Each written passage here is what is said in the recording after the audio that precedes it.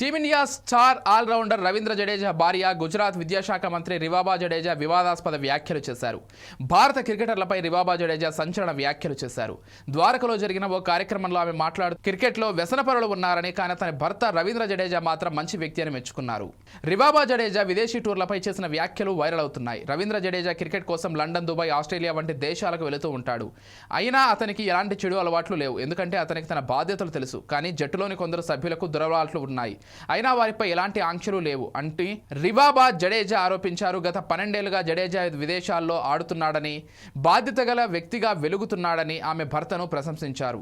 ఈ వ్యాఖ్యలు ఇప్పుడు క్రీడా వర్గాల్లో చర్చనీయాంశమయ్యాయి. భారత్ను మెచ్చుకునే క్రమంలో మిగతా ప్లేయర్లను వ్యసనపరులను చేసిన ఆమె వ్యాఖ్యలపై విమర్శలు వస్తున్నాయి. టీంలోని మిగిలిన ఆటగాళ్లంతా విదేశాలకు వెళతారు మరియు తప్పు పనులు చేస్తారు అని రివాబా అన్నారు.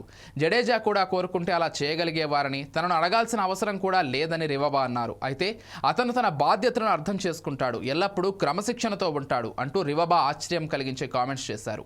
రివాబా వివాదాస్పద ప్రకటనలతో వార్తల్లో నిలవడం ఇది మొదటిసారి కాదు. కానీ ఈసారి క్రికెటర్లు కూడా ఉండడంతో ఈ విషయం మరింత తీవ్రమైంది. అభిమానుల నుంచి నిపుణుల వరకు ప్రతి ఒక్కరూ దీనిపై స్పందిస్తున్నారు. రివాబా వ్యాఖ్యలపై నెటిజన్లు, ముఖ్యంగా ఇతర క్రికెటర్ల అభిమానులు మండిపడుతున్నారు. 16 ఏళ్లుగా జాతీయ జట్టులో సభ్యుడిగా ఉన్న క్రికెటర్గా భార్య అయి ఉండి ఓ రాష్ట్ర ప్రభుత్వంలో మంత్రిగాను కొనసాగుతున్న రివాబా అనవసర వివాదంలో చిక్కుకున్నారు. ఒక బాధ్యతాయుతమైన పదవిలో ఉన్న ఆమె ఇలాంటి వ్యాఖ్యలు చేయడం పట్ల అసహనం వ్యక్తం చేస్తున్నారు.